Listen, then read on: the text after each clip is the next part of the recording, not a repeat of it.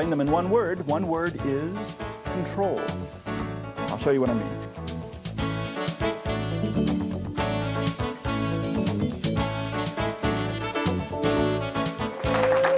Ho, ho, ho. Wow. Thank you. Whoa, all right. Ready for some action. Ready for some action. Watch closely, make sure I don't cheat. Yeah. Would you help me out? I certainly will. Please, if you're not too busy, just pick a card, any card. Anyone will be fine. Okay. Oh, good one. Take a look at it. Remember what it is. Hold it up high. Let everybody see. And then, if you will, I'd like you to put it back into the deck. Just call out stop wherever you'd like to place it. Stop. Perfect. Watch closely. Lost, but not forgotten. What I have to do is pass the hands over the pack. Believe it or not, one card will change color. Just like that. It's done. So they're all red on the back side except for one card. Ooh. And you know what? That's the only card that changed color. Now, any card could have changed color, but only one specific card actually made the change. What was the card you selected? Jack of clubs. Jack of clubs. That's all there is to it. Works every time. That's weird, isn't it? Sometimes I do this, people think, oh, you just got lucky. Well, I did. I'm going to press my luck. I'm going to try for 2 in a row. Yeah. Would you mind helping me out? I'll just shuffle through. Anytime you'd like at a random location, just call out the word stop. Stop. Perfect. Take a look at the card. In fact, I'll let everybody see it. I won't look. You see what it is? You got it? And I'll try the same mystery again. Just like before, a little pass of the hands. One card changes color. One card. One card should be blue. Whoops. Do you see it? No. You don't see the blue card? Well, No. I was hoping you'd say that. Take a guess. What do you think that card might be? oh God, King of Spades. It couldn't. Absolutely, positively. Good one. Good. This is the Chicago opener. To do this, all you need is one blue-backed card, assuming you're using a red-backed deck. And the setup is to take the blue-backed card, place it on the bottom of the deck, next to the matching red-backed card. It looks a little better, I think, personally, if these are court cards. So I'll use 2 kings of spades. So the regular king of spades is on the bottom like this. The blue-backed king of spades goes beneath it, and you're all ready to go. First step is to have a card freely selected.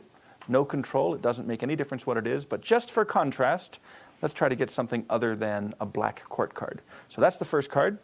You do the Hindu shuffle. The spectator calls out stop. When they put their freely selected card into the deck and you put these cards on top, that automatically puts the blue-backed card on top of it. So now you do your magic. You say one card will turn to blue.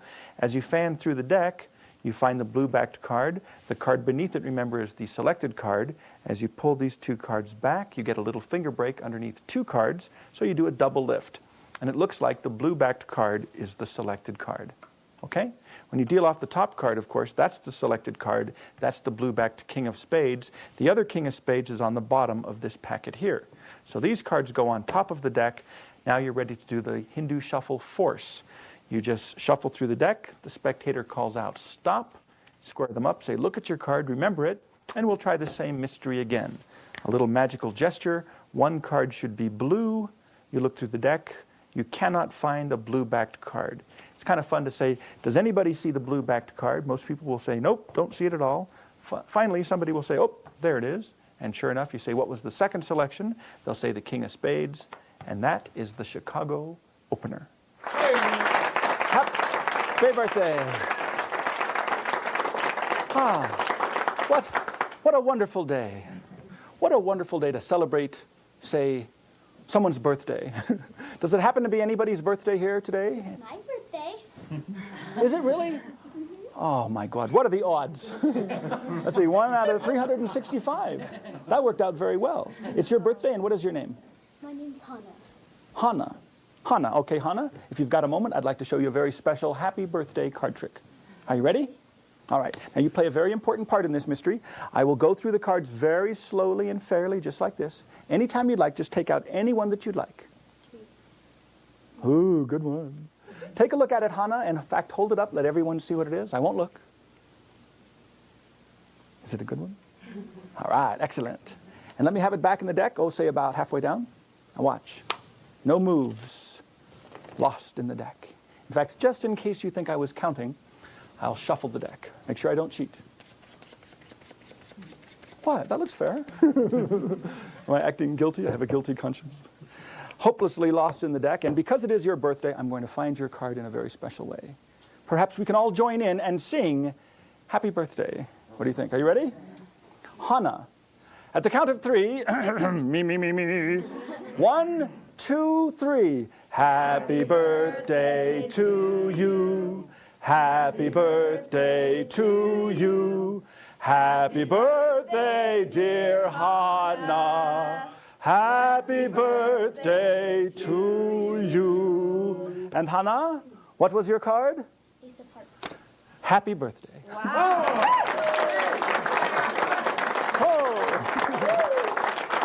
Wow. All right, happy birthday.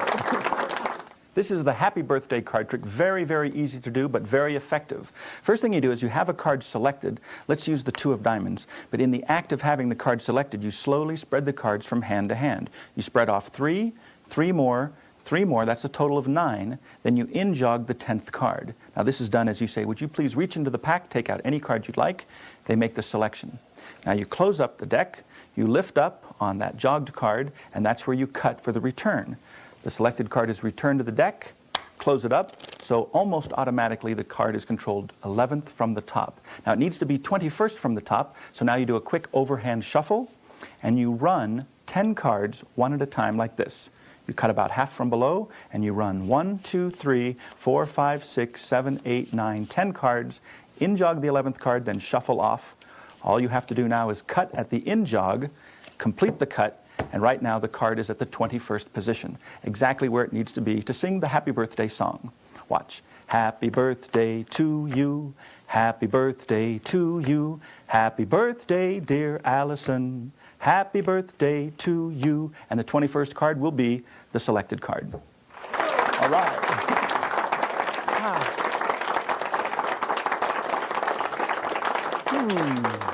Is there anyone up close that has a somewhat unusual name?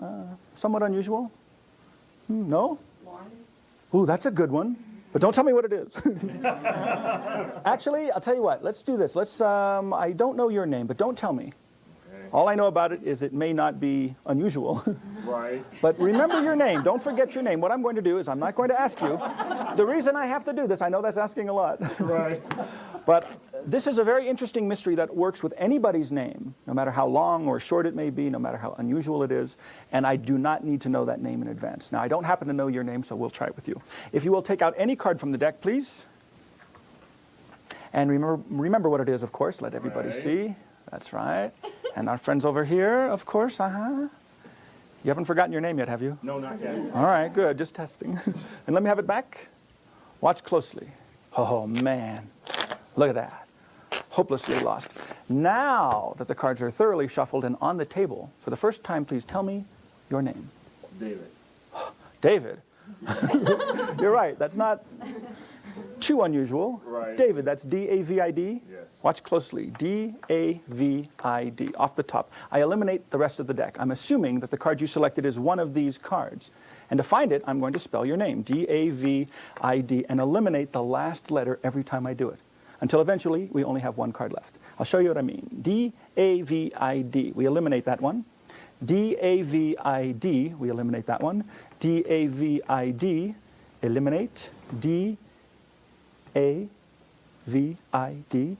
Eliminate that one until we have one card left. What was the name of your card? Get out of here. Ladies and gentlemen, the Get Out of Here card. Always works. Always works. This is the Himber name cards. Wonderful trick, and I don't know exactly how it works, but it is self-working. What you do is you get the chosen card second from the top. The easy way is to control it to the top of the deck and just do a standard riffle shuffle, adding one more card on top of it. Now, as long as the chosen card is second from the top, it works all by itself. What you need to know is the name of anybody's name. Doesn't make any difference how many letters there are. It could be anywhere between 2 and 8 letters. Let's say the name is Daryl. If it happens to spell with 5 letters or 7 letters, then what you need to do is to reverse count first. So if it's John, you don't reverse count. That's only 4 letters. So then you would spell J-O-H-N. The chosen card would be second from your left. J-O-H-N, eliminate. J-O-H-N, eliminate. J-O-H-N, eliminate, and it will be there. Now, like I said, if the name happens to spell with 5 letters or 7 letters, you have to reverse count first. So we'll use the name Daryl, 5 letters, D-A-R-Y-L. Then put the deck away, then pick up the packet and then spell D-A-R-Y-L and continue as usual. If it's 5 or 7 letters, the card has to be second from your right. So D-A-R-Y-L, eliminate, D-A-R-Y-L, eliminate, D-A-R-Y-L, eliminate, D-A-R-Y-L, eliminate, and it'll always end up being the selected card.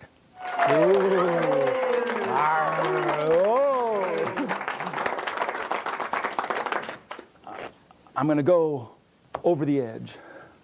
I'm going to try something without looking, without feeling, without even touching the cards. I'm going to let the knife do all the magic for me. Ooh. Would you help me with this one? Yeah. Oh, perfect. I'm glad you're here. Take out any card you'd like, please. Oh, I wish I would have glimpsed at that one. But I didn't. Please remember the card. Hold it up high. Let everybody see what it is. Let me guess. It was the poker card. No, I don't know. You got it? And if you will put it any place you'd like back into the deck. Somewhere in the middle. That makes it hard. If you put it back on top, this will be even easier. Oh, push it in all the way. Make it hard. That's good. Lost in the deck. Now, I'm not going to find the card, like I said. Instead, I will let the knife find it for me with the assistance of the napkin. So first thing I'll do is cover the deck like this. Watch closely. That really is covered up. No question about it. Inside. So now I'm not actually touching the cards. I'm just touching the paper around the cards. And I will take the knife. I will stab it into the pack right next to your card. Now that in itself is quite a feat. But to make it even more difficult, I'll let you decide. Should I stab the knife on top of your card or underneath your card? It's up to you. Oh, that's even more difficult. All right, but I'm up for it. Watch closely. The deck is completely wrapped. The knife goes inside, right about, oh, say, 29 from the top. Yeah, that's about 29. Look, no sleight of hand, no tricks. Little souvenir for you. I'll sign it later. The knife is in the deck, and it's underneath the card that's on the bottom of this packet here. What was the card you looked at? Ace of Hearts. Wow. Absolutely. Positively. This is the Boston's method for the stabbed card effect. The way it's normally done is with a stripper deck. I figured out you can just as easily do this impromptu with an ordinary deck. All you have to do is have the selected card in-jogged from the back. A very easy way to do that is to have the card controlled to the bottom position. Square up the deck. Your little finger kicks that bottom card inwards a little bit, not too much, maybe 1/4 of an inch or even less. It could be as little as the width of the border. But in-jog the card, casually cut the deck so that it's in the middle of the pack, but it's still in-jogged a little bit like this, and you cover that with the right fingers. Now you take the deck and wrap it up in a napkin. All you have to do is place the deck inside, hold the deck by the sides. Don't let the audience see the in-jogged card. Just tip it up a little bit and immediately fold the inner corner upwards. So as soon as you put the deck into the napkin, immediately do this, and that hides the in-jogged card. Now here's a tip. Don't pull too hard on the napkin so that it'll actually push the in-jogged card in. Keep the card in-jogged, just bring it up gently, then wrap the deck like that. Now, you can stab the card either above the selected card or below the selected card. It doesn't make any difference. If the spectator wants the knife above the selected card, all you do is take the knife blade. In fact, let me do this without the napkin so you can see exactly what's happening. It's very simple. All that happens is through the napkin, you just press the knife against the jogged card, push downwards, and stab it into the pack. If the spectator wants the knife blade below the selected card, all you do is you go from underneath, lift upward on the jogged card, and stab it into the pack. Believe it or not, it doesn't make any difference. All you do with the napkin, just cover it up, say where would you like it. If they say they want the knife blade above the selected card, even through the napkin you can feel that stepped or that jogged card. Press down, push the knife blade in. It looks very clean. Just tear the napkin away from the deck and very, very cleanly pick up and show, definitely, it's stabbed. Oh, in this case, there. That's right. If you want it on the other side, remember you lift up on it. If you want it above, you press down. And that's really all there is to it.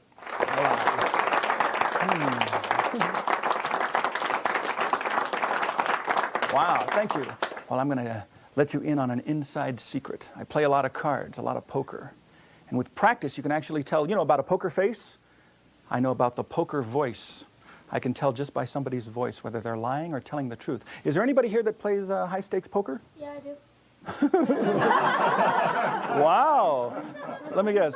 Lunch money, table stakes. Okay, would you help me out? Take out any card from the deck. In fact, let's do it this way. I'm going to give you an unrestricted choice. I'll just riffle through the cards. Anytime you'd like, as I riffle through, just call out the word stop. I'll stop and let you look at the card. That way you don't have to touch it. You don't have to do anything. Just look at the card and think about it in your mind. And to make sure I don't see it, I'll face the other way. All right. Okay? You ready? All right. Stop. Do you see it? Yes. Don't forget it. Got it. Your card's lost in the deck. Now, ooh, good poker face. That's good. I'm going to have you help me out. I want you to take out your card, and in addition to your card, take out maybe 4 or 5 other cards as well. So there will be 5 or 6 cards, only one of which is the actual card that you have in your mind. What I'm going to do is I'm going to listen to your voice and see if I can tell when you tell the truth and when you lie. Okay? So you'll take out maybe 4 or 5 random cards, but don't forget to include your card as one of the total cards. And let me know when you've got it. Okay, the rest of the deck I'll take first because we don't need these cards. So how many cards do you have here? Let me see. 5 cards altogether? And your card is one of these cards. Yes. Now, you're the only one that knows which one it is. Concentrate. And what I'm going to do is ask you to one at a time, as I point to the card, I want you to say, I picked the ace of diamonds. Then say, I picked the jack of diamonds. I picked the jack of spades, all the way through. And I'm going to listen very carefully. Okay, you ready? I picked the ace. No way. Nothing personal, no. The idea is to try to make them all... I'll give you a tip. The idea is to try to make them all sound the same, so I can't tell which times you're telling the truth and what time you're lying. Okay? So we'll do it again with confidence in your mind. Here's another tip. Just pretend that you really picked them all, but only one time you'll actually be telling the truth. Okay, you ready? I picked the jack of diamonds. Very possible. I picked the jack of spades. Probably not. I picked the queen of clubs. Yeah, maybe. I picked the 3 of spades. Very possible. Well, I've narrowed it down to 3. I mean, I'm assuming it's one of these 3. Let's try it again. We'll go again. I picked the jack of diamonds.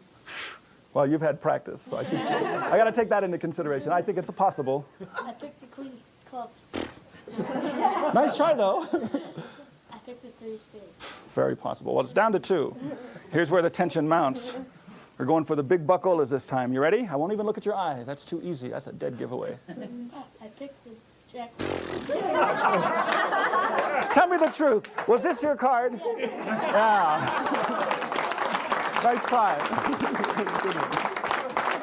This is a great trick, easy to do, called Poker Voice by Al Baker, or it's the lie detector. I call it Poker Voice because that's a good presentation. You talk about poker face and poker voice. All you need to do is know the name of the selected card. Now that means you could force the card in advance, or an easier way is to just have someone peek at a card. Say, for example, this one in the middle of the deck.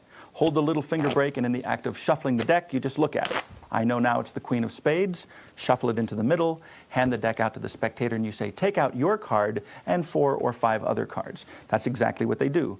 They remove their card and 4 or 5 other cards. The rest is just presentation. They say one at a time as they touch the cards, I picked the queen of hearts. I picked the 5 of spades. I picked the queen of spades. And you apparently just listen to the sound of their voice and you narrow it down until eventually you end up with the one card they did select, and you tell them you detected this by the difference in their voice.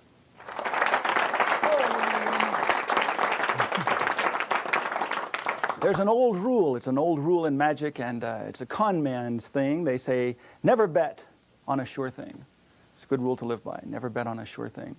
Is anybody here that plays high-stakes poker? I assume then you're a betting man. Terrific. Let's make a friendly wager. All right? Are you up for it? I'm going to have you pick one of the cards from the deck, but let's do it from a face-down spread. That way I have no idea what it is. Take out the card, any card at all, and remember what it is. Let everyone see it, except me, of course. I promise I won't look. All right, now is it hidden from my view? Yes. Good deal. Now don't forget it, that's important, very important. Here's the secret, just call out stop wherever you'd like to place it back. Stop. Perfect. In the deck, look, no moves, no sleight of hand. No, see, I'm there, yeah, see, look what I'm doing. Huh? Was that a good move? Okay. Okay, here's the con game. It's a very simple thing. I'll shuffle them up a little bit, just in case you think I did something tricky. And what I'm going to do is very simple. I will deal the cards one at a time, face upwards like this, until I get a psychic vibration that your card is next. One at a time, face up. No, not feeling anything just yet. Not just yet. But I'll know it when I feel it. It's coming up, it's coming up, it's coming up. Yes, I feel it, I feel it. I feel the psychic vibration. In fact, I'm willing to bet big bucks that the next card I turn over will be the card you selected. Are you willing to make this wager? Yes. Really? Okay.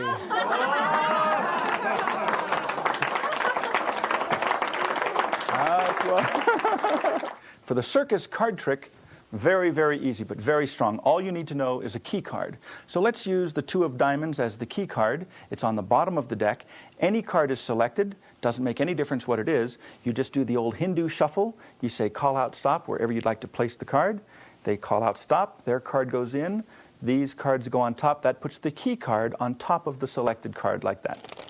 Looks very fair. Now you explain. You'll deal the cards one at a time face up. You're feeling for psychic vibrations or whatever you want to call it. You just keep dealing the cards face up. And then you explain after you pass the key card. Oh, don't say this, of course. You spot the key card. You know the next card is the actual selection. But don't stop. Don't hesitate. Just keep dealing. Then you say, oh, I feel like I'm getting close. Yes. Yes. I feel certain that the next card I turn over will be the card you selected. Well, it's a sucker bet. They're, of course, assuming you're going to turn this card over. As soon as they take the bet, you reach over to here, you turn over the card next to your key card, and that's the Circus card trick.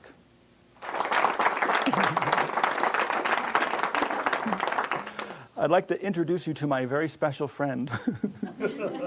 His name is Rubberface. Hello, boys and girls. How are you today? This is my very good friend, and he does a wonderful magic trick. I'd like to show it to you right now. Hang out. I'll be right with you. Would you help me with this one? Yeah. Really? Honest? All right. Here's what I'd like you to do. I'd like you to pick 5 cards. But don't worry, you only have to remember 1. So take out any 5 cards from anywhere in the deck. Don't let me see them. In fact, don't let Mr. Rubberface see them. We'll turn him over like that. This is definitely not his better side. So 5 cards from anywhere in the pack. All right. Ooh, 1 more. Excellent. Excellent choice. The rest of the deck I'll put aside. We don't need these cards. Now, out of those 5 cards, take any 1 and put the other 4 down on the table. The one that you keep will be your selection. So you have an unrestricted choice. Now, once you have your card, please remember which one it is, and more importantly, hold it up, let everybody see it. All right? You got it? And don't, oh, he's face down, good. That's important. Let me have the card back, and I'll shuffle it into the packet. Look at that. Oh man, look at that. That's all messed up. Look at that. That looks pretty good. I won't even look. That's it. Hopelessly lost. Now what I'm going to do is have my Mr. Rubberface find the card for me. See, this way I don't even have to touch the cards. All we have to do is place them all in his mouth, like that. And at the count of 3, I'm going to knock all of the cards out of his mouth. And if he's as well practiced as he should be, 1 card will remain. The 1 card that you selected. Are you ready? 1, 2, 3. Perfect. 1 card remains. What was the card that you selected? Piece of clothes. Ladies and gentlemen, Mr. Rubberface. Thank you, thank you. Thank you, thank you.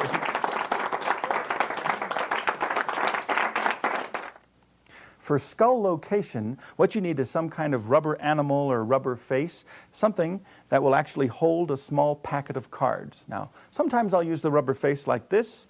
If you're working close-up magic and you don't want to carry something this large with you, what you could do is get a little rubber froggy. What you'll need to do, though, is get a razor blade and make a slit in the mouth big enough so that you can hold a small packet of maybe 5 or 6 cards. What you could also use is a rubber snake. This works out very well. Just take the small packet, put it inside the mouth, and press it with your finger from underneath. That gives you a good grip.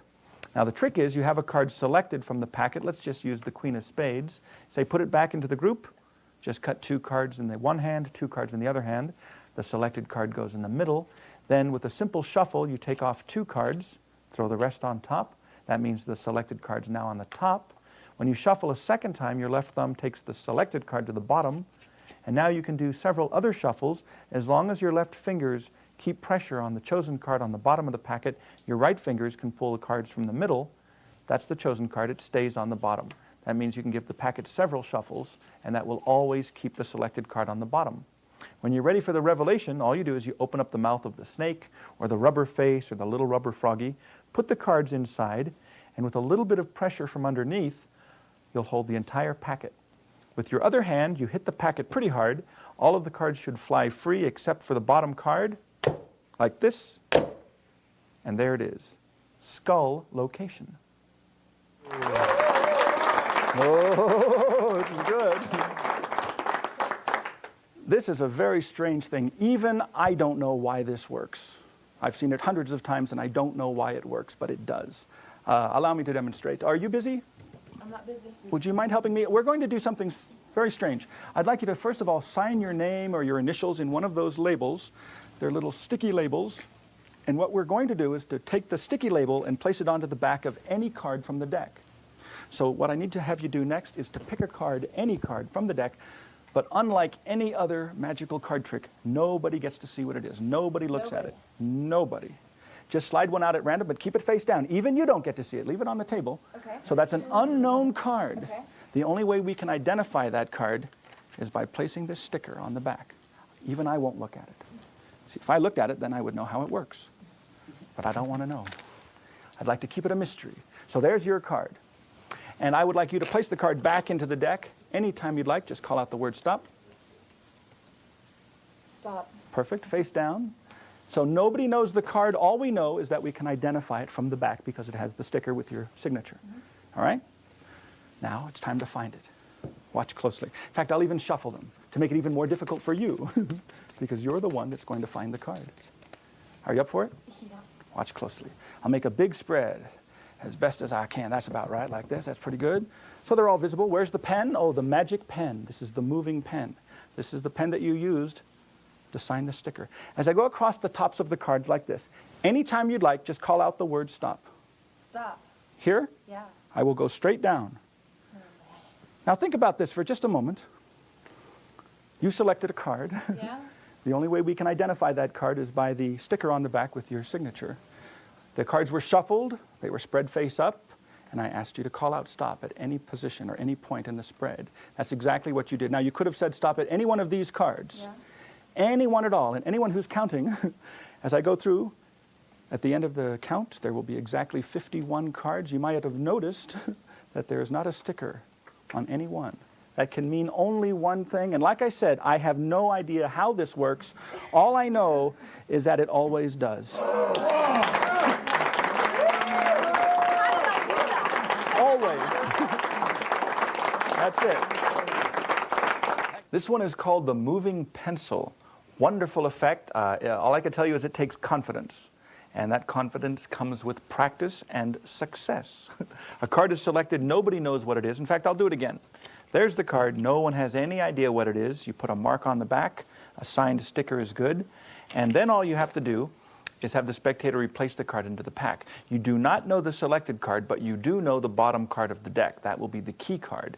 So you shuffle through. The spectator says stop, places the card into the pack. When you put this packet on top, you know that your card, the key card, the 2 of diamonds, is above the selected card. Now that means when you turn the cards face up like this, fan through them or spread through them, as long as you find your key card, you know that's the key card, the 2 of diamonds. The king of spades should actually be the selection. Now, for the first time, you know what it is. When you spread them face up, all you have to do is find your key card, look at the card next to it as you're padding out the spread. That's the card you're going to go for. And it's a good idea if it's about halfway or further up towards the top. Now the rest is just timing. Here's what you do not do. You do not say, as I go across the tops of the cards, anytime you'd like, call out the word stop.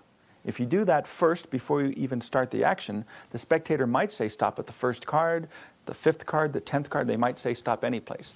What you do is you start the action first. Don't stop, don't hesitate, just one continuous action. But as soon as you start the action, then you begin to give your instructions. This is the timing. As I move across the tops of the cards like this, just call out the word stop anytime you'd like. By the time you finish your instructions, you should be about halfway into the spread. It's the same psychology as the other trick, the psychic stop. The spectator thinks, uh-oh, I better hurry up. By the time they realize this, you go right over the selected card, and it will be there. I know it's hard to believe, but you saw it, and that was the first take. There were no rehearsals, no preparation, no setup. It's just practice and timing. So once again, you say, as I go across the tops of the cards, anytime you'd like, call out the word stop, stop. You say, I'll come straight down at this card here. You say, now remember, you could have said stop any place. The cards were shuffled. Nobody knows the card that was selected. For the big finish, you turn it over, and there it is. Now here's a little point. I use the pen because that's the way I read it in the book. If you'd like to, you can use this as an out. You can use your whole hand. And your hand could be closed or it could be spread for even more security. You say, as I move my hand across the top of the cards, anytime you'd like, call out the word stop. Well, they might not say stop until you get to here. If that's the case, you come straight down. As long as one of your fingers touches the card, then you pull out this whole block of cards like this. Get rid of all of these cards. So you're more than halfway there. Now, out of these cards, you say, what do we have? 10, 15 cards, who knows how many? Then you do it again.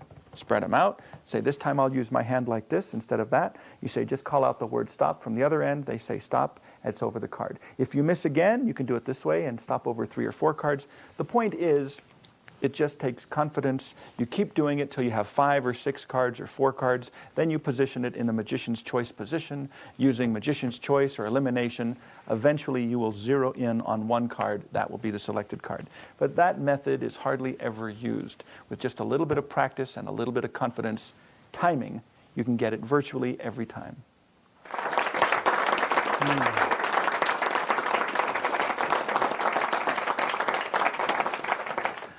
I'd like to try something a little bit unusual, a little bit strange. I don't know exactly if I can do it, but I'm willing to try. Would you help me out? I first of all would like you to see that they're all here. They're all different. They're very well mixed, but I would like you to mix the cards yourself. This is important. Okay. Now, you don't have to do anything fancy. You could just sort of cut them a bunch of times. That's perfect. As many times as you'd like, though. I don't want you to think I have specific cards together in blocks or clumps. And then, if you will, cut the cards into 2 fairly equal portions. Put them face down on the table.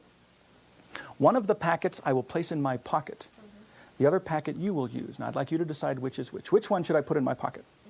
Ah, good. If you don't mind, I'm going to memorize the order of the cards. Got it. I believe I've got them all. Now we're going to try something strange. Out of these cards, I would like you to take any one out that you'd like.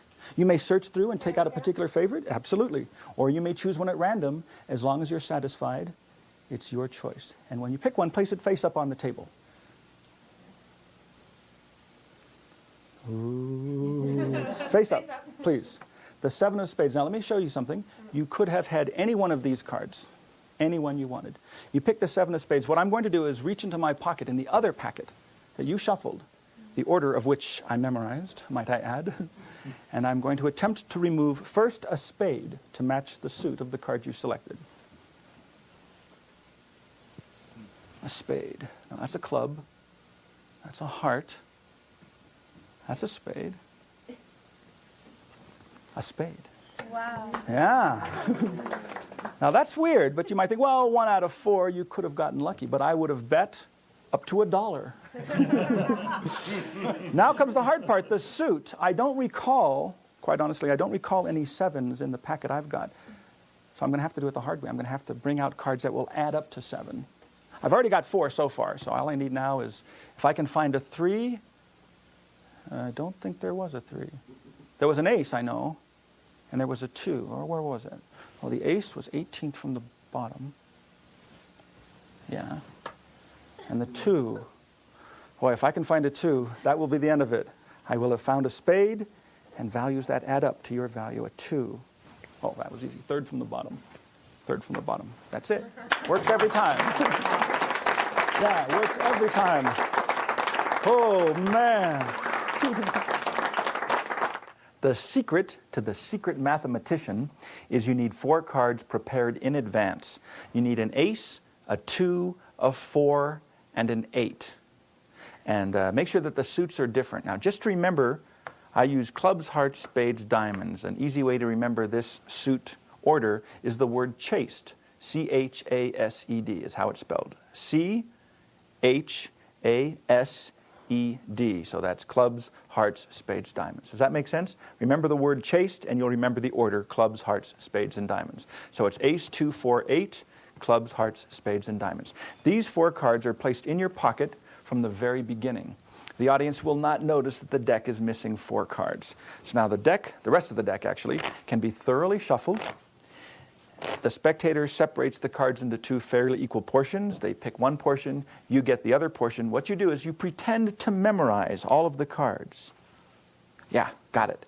Then you put that pack into your pocket along with the other 4 cards. Just make sure that these 4 prepared cards are on top. Remember, you have ace, 2, 4, and 8 in clubs, hearts, spades, diamonds order. With those 4 cards, you can actually make up any card in the entire deck. Now, here's a nice little touch. First card is the ace. You say to the spectator, take any card from your packet, and I'll show you a miracle. Don't get real specific in what you're going to do yet, because you might get lucky. They might actually pull out, say, for example, the ace of spades, in which case you know that one of your 4 prepared cards is the ace of clubs.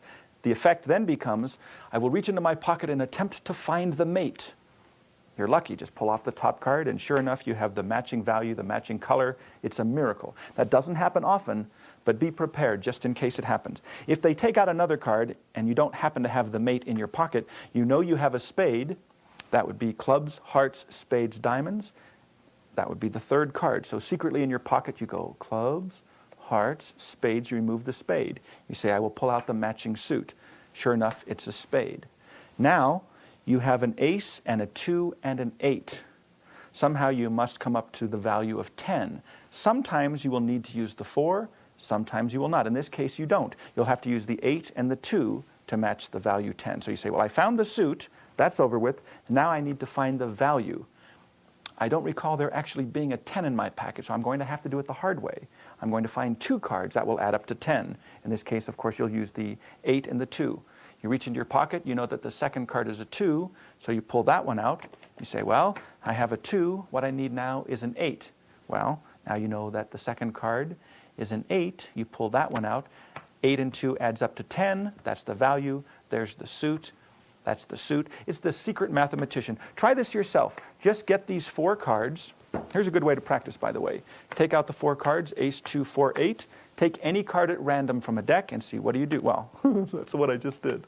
Let's take another random card. 7. In this case, you would need to take out the heart first. Then you say, okay, now I've got 2. I need 5 more. Okay, here's an ace. There's a 4. That all adds up to 7. You get it. In other words, with these 4 cards, you can get the value and the suit of any card in the pack. Same idea. If they happen to pick a picture card, doesn't make any difference. That's the value of 11. A queen would be the value of 12, and a king is the value of 13. In this case, you would take the suit first. Always go for the suit first. So you would remove the 4, say, I've got 4, and now you need 11 to add up to this. Since you don't need the 4 to make up your value of 11, you'll use the 8, the 2, and the 1. Then very dramatically, you remove the 8. You say, okay, now I need 3 more. I don't recall there being a 3, so I'll pull out this one. That's a 2. 8 and 2 is 10. Oh, I need an ace. An ace. Where could that be? Well, it's the top card. You pull out the ace. That adds up to 11. That's the suit. You have the 11 or the jack of spades. It works with any card, picture card or number card. One more tip. Be sure to remove the jokers before you perform this mystery. Whoa! This is an interesting mystery known as the face-up locator. Allow me to demonstrate. They're all mixed, but just to make sure, I'll mix them a little bit more. Yeah, that's right. That's pretty fair. In fact, I would like you to mix them as well. But don't worry, it's not like you have to do anything fancy. Just cut the deck a time or two. That will be quite sufficient, as long as you know that I don't know the order of any of the cards. Now, I need to have you pick one card from the deck, any one that you like. So remove one card, put the rest of the deck onto the table, or actually hand the rest of the deck to me, keeping any one for yourself. Perfect. Remember your card. That's important. In fact, let everybody see it. That's good. And hide it from my view. All right, let me have it back in the deck. Oh, say about halfway down. Now look, I'm not even looking. I didn't even count. I'll even shuffle them. Now, last time I counted, this time I won't. Lost in the deck. Now what we're going to do is find one card in the pack that will find your selection. And anyone can do this. Would you do this for me? All I'm going to do is just go through the cards very slowly like this. Any card you'd like, just sort of touch the back of it. Anyone. I do not influence. Oh, that one right there? Are you sure? All right, I will turn it face up. Now, is that pretty fair? It could have been any one of the 52. You decided to touch the card that happened to have been a 5, I think it was. Watch closely. No moves. One card face up. That's the card you touched. And because it's a 5, I'm going to count down, very simply, 5 cards. What was the name of your card, please? 7 of diamonds. 7 of diamonds. Watch. 1, 2, 3, 4, 5. Wow.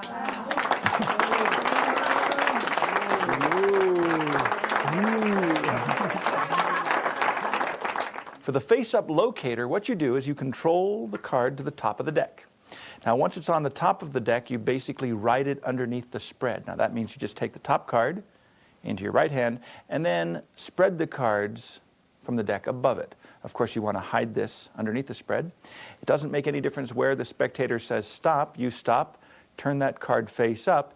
In the act of closing the deck, you just take that selected card and you feed it underneath the chosen card. So what happens? A card is selected, placed back in the deck, you shuffle it up, you say to somebody, touch any card, turn it face up, and that will be right next to the card that was originally selected.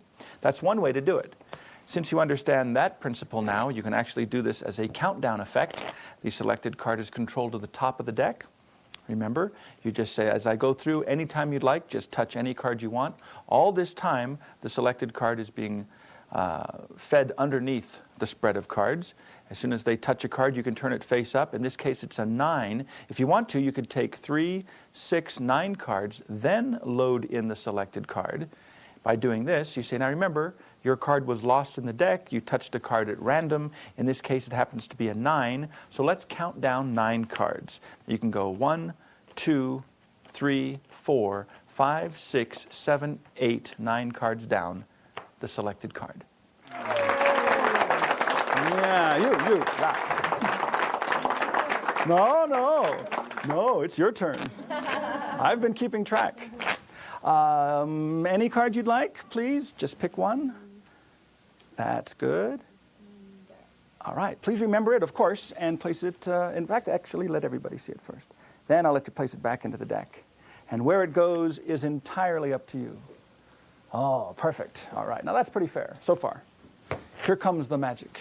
I shuffle these puppies up real good. And I'm going to let you find your own card. I'm trusting you on this one. I believe you can do it. You take the deck in your very own hands and cut off a portion of cards, maybe about a quarter of the deck, and place them here. About. It doesn't have to be exact. Place a second group over there. You're going to make 4 groups altogether, a third and a fourth group here and here. So you cut the 4 groups yourself. That was very well done. Look, nothing in my hands. You cut to this card, this card, this card, and this card. So these are the 4 that you cut to yourself. I'm assuming that the card you selected is one of these 4 cards. Well, let's see how well we can do. I'm going to lay them out in a row. With your left hand, that's the hand closest to your heart. Place your left hand on any one of the 4 cards. Okay. All right. Now, it's okay if you cross hands, because with your right hand, I would like you to place your right hand on any of the remaining 3. I don't want to cross my hands. Excellently done. No, but some people do. They try to trick me. I will eliminate these cards and place them off to the side. Now, this is where the tension mounts. We have only 2 cards remaining. Put one hand on each.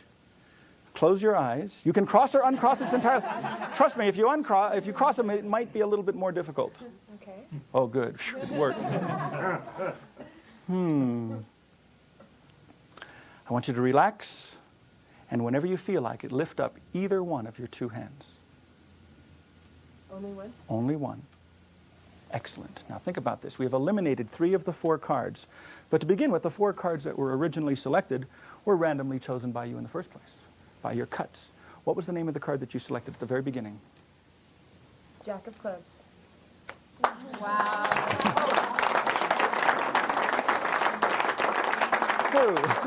Here's the psychological force. The principle of this is, if you place 4 cards on the table in this fashion, and you have a spectator opposite you point to any of the cards, particularly with their left hand, the hand that's closest to the heart, in theory, they will pick this card about 90% of the time. It doesn't always work. In fact, if it doesn't work, which it did not work in the demonstration, I could have cheated. I could have said, cut, let's retake and do it again until it did work. But I wanted you to see the out. The out also works. So most of the time, if you put the chosen card in this position and you say with your left hand, the hand closest to your heart, place your hand on one of the 4 cards, they will very often take this card. If they don't take this card, if they take this card instead, then you say, okay, with your other hand, place it on another card. If they do this, you use Magician's Choice, and you say, well, then we'll eliminate these 2. That leaves 2 cards left. This is the 4th card, the card you're going for. You say, at the count of 3, I want you to close your eyes, relax, lift up one of the 2 hands. If they lift up this hand, you say, okay, we'll eliminate that card. If they don't, if they lift up this hand, you say, is that the card you want to use? Okay, put that off to the side, eliminate this one. No matter what you do, you can always get to the card. Now here's a fun thing. Let's say the card is selected and it's the 2 of diamonds and you control it to the top of the pack. Here's the way I like to handle it. I'd give the deck to the spectator and say, cut the cards into 4 packets. In other words, cut about 1/4 of the deck and place them here. So the first packet goes there, second packet goes here, third and fourth packets go here and here. The selected card is on top of this packet. Now you say, remember, you cut the cards yourself. They were thoroughly shuffled. You cut to this card, this card, this card, and this card. You can eliminate the rest of the pack. Now out of these 4 cards, I would just, remember the bottom card is the chosen card. I would take 2 in each hand, just casually display them, cutting the pack at that point. So now the selected card is second from the top. Now, very casually lay them out, dealing them from right to left. That puts the chosen card in the psychological force position, and you can continue from there. Great. 52 cards, all here. Well shuffled, of course. And I need to have you select a card. Will you do that for me? Sure. Any one you wish. Perfect. Take a look at it. Remember what it is. Let everybody see it. And then, if you will, place it back in the deck. Now watch closely. Make sure I don't cheat. I just like to say that.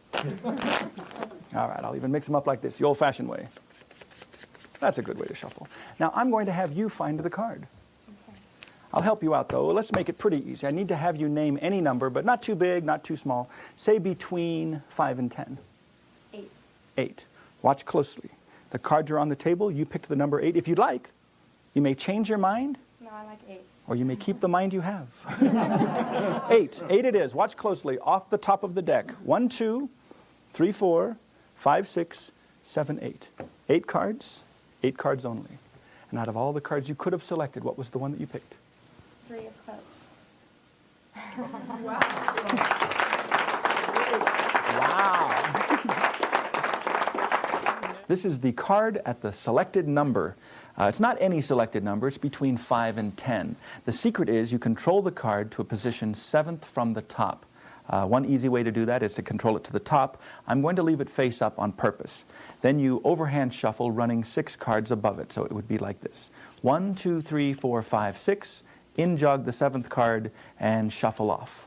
Now if you cut at the in-jogged card, complete the cut, that will put the selected card 7th from the top like this. Now when you say name a number, at first you make it sound like it could be any number. Then you say, well, not too big, not too small, say between 5 and 10. Well, that narrows down considerably. If the spectator says 6, what you do is you say, take the deck, one at a time, transfer 6 cards from the top to the bottom. So they do that. 1, 2, 3, 4, 5, 6. Then you say, turn over the next card, it will be your card, and that will be the chosen card. Now, if they say 7, which is normally most of the time, 1, 2, 3, 4, 5, 6, 7, In fact, about 90% of the time, if you say name a number between 5 and 10, they'll say 7, which is perfect, because then you say count down to the 7th card, 1, 2, 3, 4, 5, 6, 7. That will be the selected card. In my demonstration, you might have noticed I wasn't quite so lucky. I believe the lady said 8. It's okay. Here's what you do if they pick 8. You count by 2s. You say 8, okay. That's 1, 2, 2 more is 4, 2 more is 6, 2 more is 8. Pause for a moment or two, square them up. Take the top card, say, what was your card? 2 of diamonds, and there it will be. The same thing happens if they pick the number 9. There's the 2, that's 1, 2, 3, 4, 5, 6, 7th from the top. If they choose 9, you say, all right, I will count down 9 cards. Here, all you do is you count by 3s. You say 3, 6, 9. Square them up, wait a moment or two, turn over what apparently is the 9th card and show it as the selection. So actually, as long as it's controlled to the 7th position from the top, the spectator can name any number between 5 and 10, and you can arrive at it quite successfully.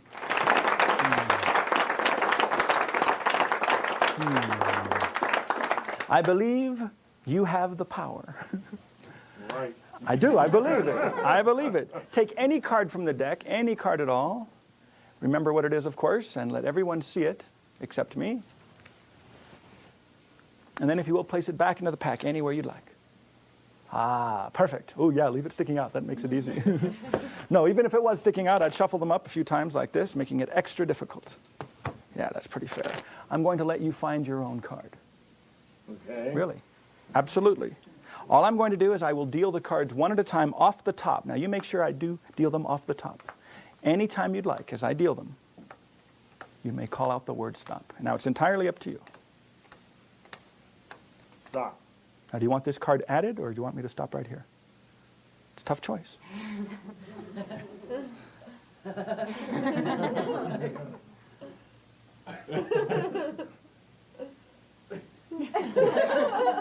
Oh, good. Oh, man.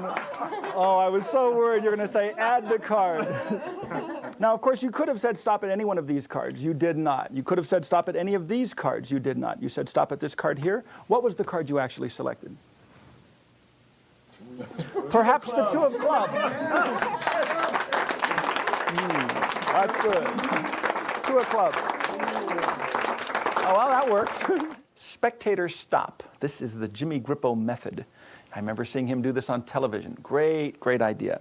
The idea is you have the card selected and controlled either to the top or the bottom. Eventually, it has to end up in your palm. So the one-handed top palm or any method you know for palming the card will work out just fine. Anyway, the spectator takes the deck. You rest with the palmed card here. They can cut and shuffle the pack. The spectator deals the cards one at a time, and they stop any time they want. It's an unrestricted choice. Of course, it doesn't matter because the selected card is safely over here. The bold part, and Jimmy Grippo was famous for this type of thing, as soon as the spectator stops, he says, okay, now put your finger right there. Don't let me get near it. The spectator does that. He says, now remember, you shuffled the cards, you cut the cards, you could have stopped at any of these. Slide your card over. You could have stopped at any of these. What was the card you selected? They'll say the 2 of diamonds, and sure enough, there it is, the 2 of diamonds. I realize that's a very, very bold thing to do. If that frightens you, you could try a different method. Control the card to the bottom of the pack and use the Die Vernon unloading technique. Here's the same idea. Spectator takes the deck. The spectator deals the cards one at a time into a pile on the table. It doesn't make any difference when they stop. All you do, your hands are empty. You have not palmed the selection. Remember, it's on the bottom of the deck. You take the pack back and say, remember, you could have said stop anywhere in the deck. Close up the cards. As you square up the deck, the left fingers push the selected card over to the right. Here's the move. You said you could have stopped at any of these cards, but what you did was you stopped right here. That's the secret move, the unloading technique. I'll do it with the card face up. You say you could have stopped anywhere here, square up the pack, the fingers push it over, you grab this end. As you take the deck, this bottom card is going to be secretly added to the packet that the spectator dealt. It's a very fast action. You say, but you stopped here. What was the name of your card? 2 of diamonds. Boom, 2 of diamonds. So that's a no-palm version of the spectator stop. No, it's just the name of the trick. I'd love to try this with you. I think you're just the right kind of person for this mystery, and I mean that in a very nice way. I'm going to try to read your mind. Okay. I believe we can do this. Very complex. Ooh. Well, we'll make it easy. Just think of a playing card. In fact, you need to have a picture of this card in your mind. So rather than just picking one out randomly, I'm going to sort of riffle through the corner. Anytime you'd like, just say the word stop, and I will stop where you say stop. I want you to make a picture of the card in your mind. Now don't take this one, because maybe I could cheat and go like this and say, oh, 4 diamonds. I wouldn't do that. So I'll turn my head aside. Anytime you'd like, call out the word stop. Stop. You got it? Yeah. I'll let everybody see. I won't look. Make a mental picture of that card in your mind. Concentrate. Concentrate. I'm going to read your mind. Okay, first I have to think if it's a black card or a red card. A red card or a black card. It's a black card. I know. I can tell. So if it is black, it's got to be clubs or spades. It's either clubs or spades or clubs. It is spades. Now the hard part. It's a number card or it's a picture card. If it's a picture card, it's a jack, queen, or king. It's a picture card. That was good. The pupil dilation gave it away.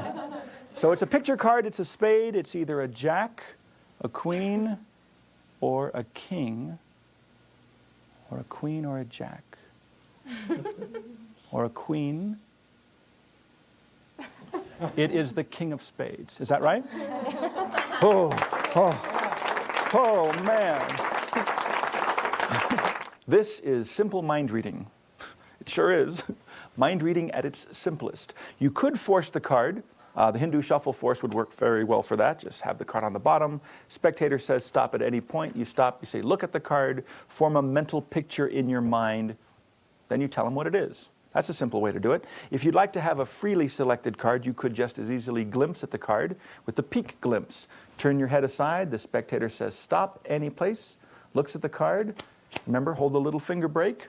When you do the shuffle, you just shuffle to the break. Look at the selected card, in this case the 9 of diamonds. Remember that. Shuffle it into the middle. Say concentrate, concentrate. I'll read your mind. Tell them the color, the suit, then finally zero in on the value, in this case the 9 of diamonds, and they'll give you credit for mind reading. Thank you.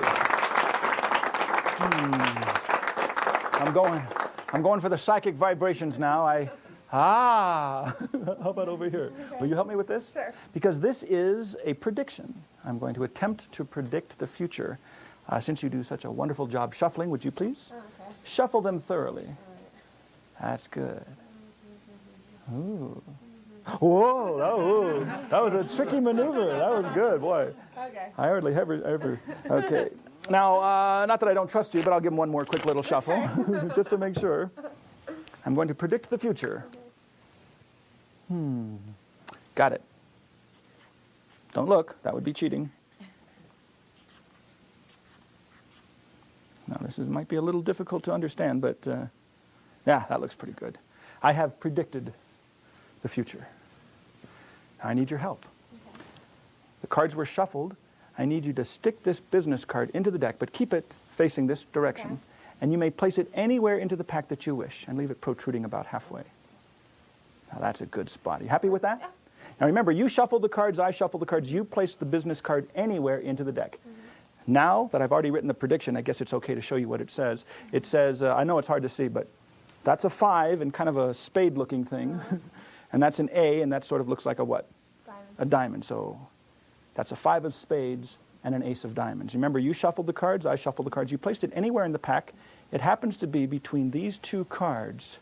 Wouldn't it be amazing if, out of all the places it could have been selected, it just happens to have been placed between the 5 of spades and the ace of diamonds. That's it. For the business card prophecy effect, you need to know the top card and the bottom card of the deck.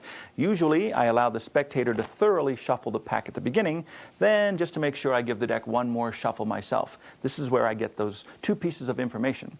You riffle about halfway down, you just look at the card here, King of Hearts, remember, King of Hearts.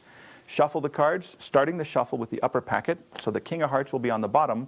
When you finish the shuffle, you just look at the top card, in this case, the 6 of spades. So I know the bottom card is the King of Hearts, top card is 6 of spades. That is my prediction. Now here's a little tip. Write your prediction, King of Hearts, and then 6 of spades. Either you can draw the picture or you can use the initials. Don't let the audience see the prediction. And here's what happens. That's kind of nice. When the business card goes into the deck, make sure the prediction side is towards you. So right now you can bevel the cards, the spectator can place the card anywhere into the deck, but because the prediction side is beveled towards you, now you can take a little break and say, oh, now that I've made the prediction and you place it in the deck, we can see what it says. When you turn the prediction over like this, you're turning all the top cards over. You grab this, you turn it over like that, you put the original bottom half now on top. So you've basically cut the deck in the act of turning this over. Now the prediction is on the audience's side. So when you fan them out, you could talk a little bit, recap. You shuffled the cards, I shuffled the cards. I made my prediction, and you placed that prediction anywhere you want it into the pack. Let's see where it is. Right here between these two cards, if you look closely, you'll see I predicted King of Hearts, 6 of Spades, and sure enough, there's the King of Hearts and the 6 of Spades. That's the business card prophecy. All right. Let's see, eeny, meeny, miny, mo. Oh, perfect. Will you help me with this one, please? Of course. All right, 52 cards, all here. I need to have you pick any card. Now, you may choose one at random if you'd like, or you might want to search through, take out a particular favorite. Oh, okay, sure. Anyone you'd like. Okay. I know what I like. And in case you think they're marked on the back, I will turn aside. Okay. Did you get a good one? The rest of the deck is on the table, is that correct? It is. Oh, I felt the vibration. Remember your card. Let everybody see it. I won't look, I promise. And then if you will please place it back into the deck. I'm going to try to find your card in a very strange way. Very strange way. I'm going to rub the card onto the table. Watch. Any card. It doesn't make any difference. It could be a random selection. But usually I don't say this in advance because maybe I get lucky and your card is on the top. No? Okay, well, sometimes I get lucky, and I definitely take full credit when I do. But that's not your card. Now I'm going to have to use the technique known as rub-a-dub-dub. Watch closely. Ace of Hearts. I rub it onto the table, counterclockwise, and it vanishes. And if I keep rubbing, it reappears. No, huh? But when it reappears as your card. What was your card? 10 of diamonds. Yes, the 10 of diamonds. That's weird, isn't it? That's funny. That's what happens when I rub the card counterclockwise. You see, if I rub it the other way, clockwise, something entirely different happens. Clockwise, the card disappears. But if I keep rubbing it too much, it reappears, but when it reappears, it's invisible. Now, it's not gone. It has reappeared. It's there. I'm staring at it. It's just that it's invisible. You can't see it, but it's there. Look, if I moisten my hand, it'll stick to my hand like this. To make it come back, I just give a little rub like this. And there it is. Wow! Rub-a-dub-dub. For rub-a-dub-dub, you control the selected card to the top position. Then you do a simple double lift. So you explain to the spectator, you say, your card is not on the top of the pack, but watch the card very closely. All you do is you thumb it off onto the table, and you rub it onto the table like this. With a little bit of practice and a little bit of pressure, you can lift your hand up for a moment. The card will stick to your hand, and you say, if I rub it hard enough, it will disappear. If I rub it some more, it will reappear, but it reappears as the card you selected. So that's a good surprise in itself. You could end the trick right there, but you're in perfect position to do the rub-a-dub vanish. So while they're recovering from the surprise of the change, you do this. You push over the card, you pretend to cover it with your hand, but at the last minute, your left thumb pulls the card back onto the pack. So it should look like it's underneath your hand, but you pull it back onto the pack. Now you rub it the opposite direction. You say it disappears, you rub it some more, and it becomes completely invisible. Now, if you'd like to reproduce the card, here's a nice method. You can give the cards a quick spring. You say, your card is not hidden in my hands. It's not up my sleeves. You put the deck in the one-handed top palm position. Your left hand pulls up the right sleeve. You do the one-handed top palm. As you pull up the other sleeve from here, place the deck on the table. So right now you've got the card palmed. The audience doesn't know this. You go like this, and you say, the card's in my hand. You just lay it on top, rub the back, and you make the invisible card visible once again. So that's the rub-a-dub vanish. Perfect. Are you ready? Yes. I'd like you to please pick a card, any card, and we'll hold them face down. Anyone you'd like, please. Perfect. Look at it, remember what it is. Show it to everyone. Got it? All right, put it back in the deck. Anywhere you'd like. Terrific. Ooh, all the way. Now my job is to find it, and all I have to do is give it a quick little shuffle, a little massaging action, a little shake, and believe it or not, your card will rise from the deck. But I need your help. I need to know, what was your card? King of spades. King of spades. Watch. King of spades. King of spades. King of spades.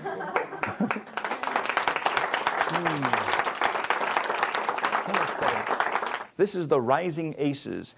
You could do it with all 4 aces, in which case the 4 aces would be on the top of the deck, or you could do it with just one selected card. The method is the same. The top card is the card that will do the rising. All you do is you hold it like this. The index finger simply rests on the top card. That's the card that's going to do the rising. You push it forward, and it pivots upward and around the middle finger. That's all there is to it. But if you do it this way, facing the audience like this, you say, watch closely, your card whoop, rises from the deck. If you want to do this with all 4 aces, just pull the first one out, stick it into the pack, and now you're set up to do it again. Just put your index finger back here, and you're ready to make the second ace rise. Pull that out, stick it in the deck. So that's 2. Same thing. Number 3. Pull that out, put it here, and 1 more to go. It's the same every time. Just pivot the card around, and you get the rising aces effect. You ready? All right, the pressure's on you. All right, it's up to you now. 52 cards.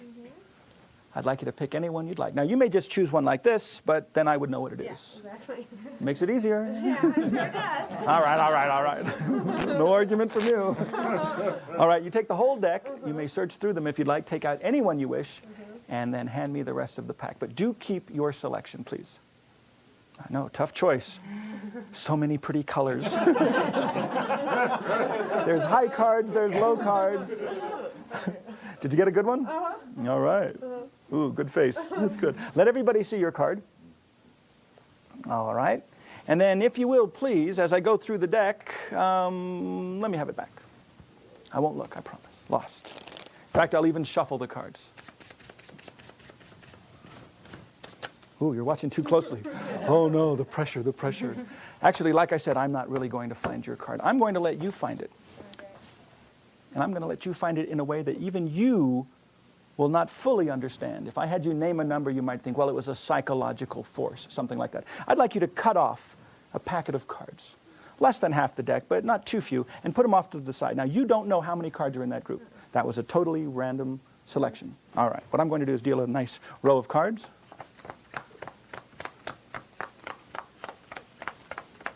I don't think you picked any more than this, so I'll stop here. A randomly selected number of cards. Let's see how many there are. In fact, I'd like you to count them. That way you know that I'm not cheating. 3, 4, 5, 6, 7, 11, 12, 13, 14, 15. Now remember, if you would have cut one more, it would have been 16. One less, it would have been 14. But it is 15. Yeah. Watch, the cards are spread. This way I can't possibly deal off the bottom. I'm going to count to the 15th card. Okay. 1, 2, 3, 4, 5, 6, 7, 8, 9, 10, 11, 12, 13, 14, 15. Remember, if you would have cut 16, it would have been this one. 14, it would have been this one. Did you select either of those 2 cards? No. Or how about this one? Or this one? Any of these look familiar? Any of these? Any of these? I bet that one does. What was your card? 6 of clubs. 6 of clubs? 6 of clubs. Good job. Well done. The 21 force. This is great. What happens is, first of all, you need to control the card to the 21st position. Not as difficult as it might sound. First thing to do is, before the card is selected, here's the easy way. You could spread out 3 cards, 3 more is 6, 3 more is 9, in-jog the 10th card as you say, oh, take any one you'd like. So just in the act of having a card selected, you square up the pack, you lift up on your in-jogged card, you've got a break now under 10 cards. You cut at the break, say, let me have your card back. When they put it in, the selected card is now 11th from the top. Now you have to put 10 more cards on top of that. A simple overhand shuffle will do that. I will run 10 cards on top. In fact, let me do it this way. 1, 2, 3, 4, 5, 6, 7, 8, 9, 10. Oops, it's 11th, that's right. I put 10 cards on top. The chosen card's now 11th. It needs to be 21st, so you have to run 10 more cards. 1, 2, 3, 4, 5, 6, 7, 8, 9, 10. In jog, shuffle off. Now when you cut at the in jog, of course, the card is now 21st from the top. The reason I'm leaving it face up is so that you can see what happens. The audience doesn't know this, but the card is 21st from the top. Now you say cut off any number of cards, less than half the pack. It's pretty good if they cut a random number. Nobody knows exactly how many. It doesn't make any difference, as long as it's less than 21 cards.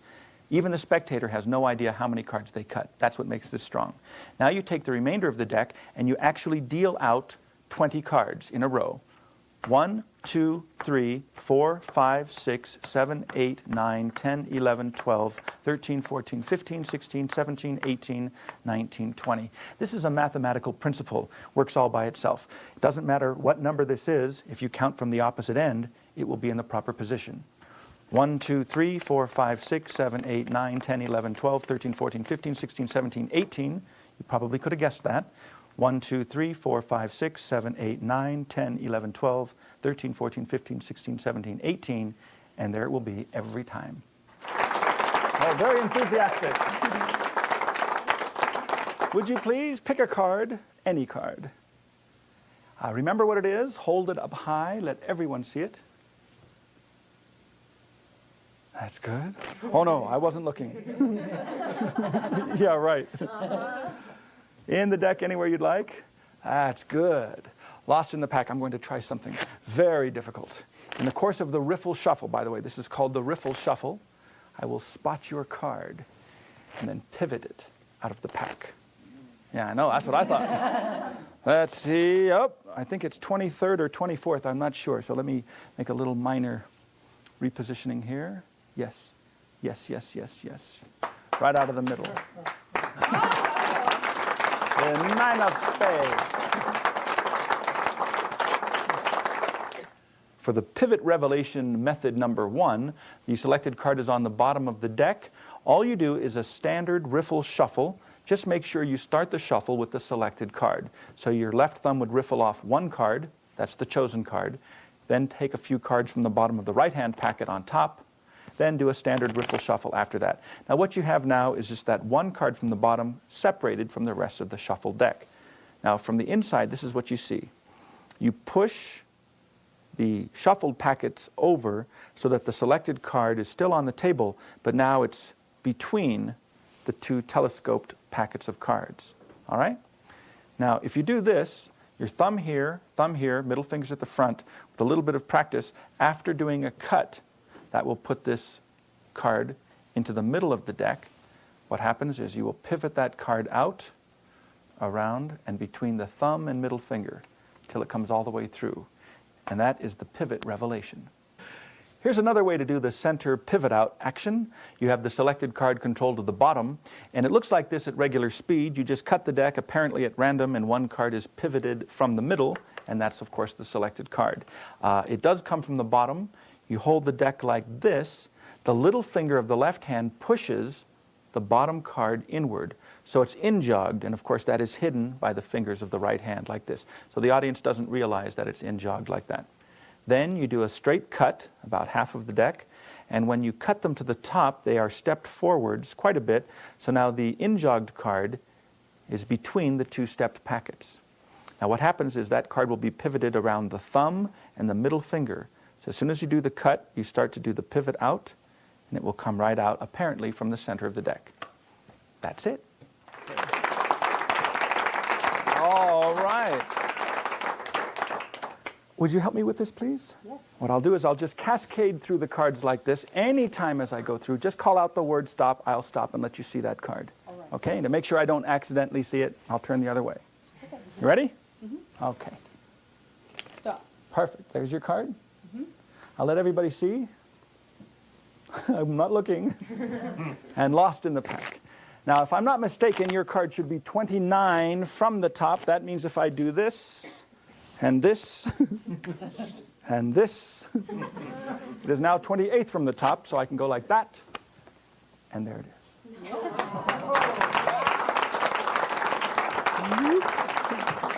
This is the long-distance spinner.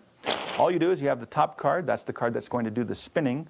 You hold it in this position, and your thumb just goes right onto the card, and with pressure downwards, the card will buckle against the first finger, and with a straightening out action, it will literally pivot around the finger and spin into the air. Once again, of course, this is not something I can do in slow motion, but as long as the grip is right, and you have to get a good tight grip on the deck, your thumb does everything. Okay, let me do it a little bit like this. The top card, the 2 of diamonds, hop, that's the action.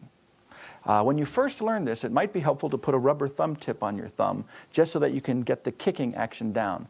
Afterwards, take the rubber thumb tip off. Make sure that your thumbnail is quite short, and if you really need to, you can lick your thumb, get a little moisture on it. But that's the action for the long distance spinner. Again, please, anyone you wish. All right, you know the routine. Remember it. Hold it up high. Very slowly and fairly, let everyone see. And then if you will, place it back into the deck. Oh, let's say here. See, this way I can cover it up with all these cards. That way it's hopelessly lost in the deck. Are you buying this? Yeah, I know, man. Ooh. I'll tell you what, I'll make it even more difficult for myself. I'll put the deck inside the box. And if I'm lucky, I can do this. Watch. What was your card? King of clubs. Knock it right through. Whoa. Knockout is an impromptu version of the card through the box effect. You control the selected card to the top position, and just in the act of placing the deck into the box, you do the secret move. Here's what happens. The top card is the chosen card. You get a little finger break below it, like this. In the act of putting the deck into the box, the rest of the deck goes into the box, but the top card actually goes on the outside. So that's hidden, of course, like this. The audience never suspects. As you put the whole deck into the box, remember the chosen card's on the outside. You close the flap, and if you're using the type of card box that has a matching back on the box itself, you could give a quick little flash. After you do this move, you can say, okay, it's lost inside, which is kind of fun to do. Then you hold it this way. Remember the chosen card's on the outside. You could just do a quick little penetration, apparently, right through the box, and you finish clean.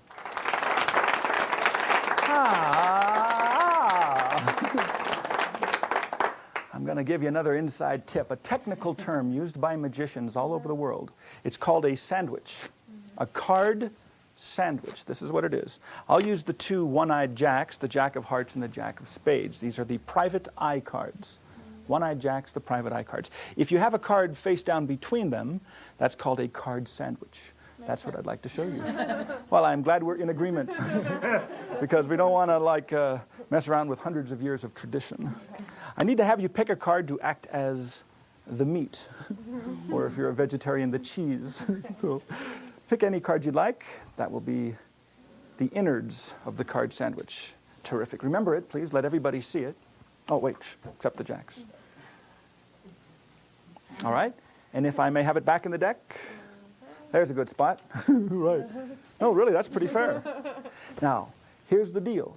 Your card is somewhere in the pack. I'm going to make a card sandwich so that your card will be face down between the face-up jacks. The interesting thing is this will take me less than 1/2 of 1 second. Yeah, I know. I need you to time me. I'm going to count to 3, and as soon as I say 3, you say go. As soon as you say go, I will attempt to make the instant card sandwich. 1. Oh, wait, oh, wait. Oh, no. I was going to count to 3, boy. No time. You're too anxious, and that's good. That's a good thing. So I'll just wait for you. Go. Oh, done. There it is. No, that's fair. Your card is face down between the face-up jacks. Oh, yeah, obviously. Perhaps I should narrow it down a bit. I'll do that in less than 1/2 of 1/2 of 1 second. And I'll count. 1, 2, 3, go. Ho! Ooh, look at that. Faster than the speed of sight. 1 card remains. What was your card? 10 of diamonds. 10 of diamonds. Absolutely. Ooh, 10 of diamonds. For the gag sandwich, what you do is you take out the 2 sandwich cards. Actually, any 2 cards will work. You have a card selected and controlled to the bottom of the pack. So unbeknownst to the audience, there are cards on the bottom. You see, I'm going to make a card sandwich. That is to say, your card will end up face down between the face-up jacks. And I will do this in less than 1 second. Watch closely. In fact, you can time me. The spectator counts 1, 2, 3, go. As soon as you hear the words go, you do this. 1 on the top, 1 on the bottom. That's the gag. The chosen card is sandwiched in between, but then you say to narrow it down a little bit, you just toss the deck into the other hand, and there's only one card that remains. That's the selected card. It's almost self-working. If this card is controlled to the bottom, and you put one on the top and one on the bottom like this, from underneath, your left fingertips are pressed against the chosen card, and your thumb is on the upper jack. If you toss the deck, all of the cards will leave except for the bottom card, which sticks against the fingers, creating an instant sandwich. Turn it over, and there it is. That's the gag sandwich.